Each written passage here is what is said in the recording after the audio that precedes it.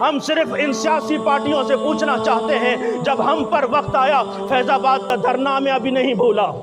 فیض آباد کا دھرنا ہمیں ابھی نہیں بھولا، وزیر آباد کا دھرنا ہمیں ابھی نہیں بھولا، یتیم خانہ چوک جس کو بار بار لہو لہان کیا گیا ہمیں نہیں بھولا، فیض آباد کا وہ دھرنا جہاں سنیوں کا خون اس طرح بہایا گیا جس طرح پانی بہایا جاتا ہے، ارے یتیم خانہ چوک میں اہل سنت کے لوگوں کا خون ایسے بہایا گیا جس طرح پانی بہایا جاتا ہے۔ ارے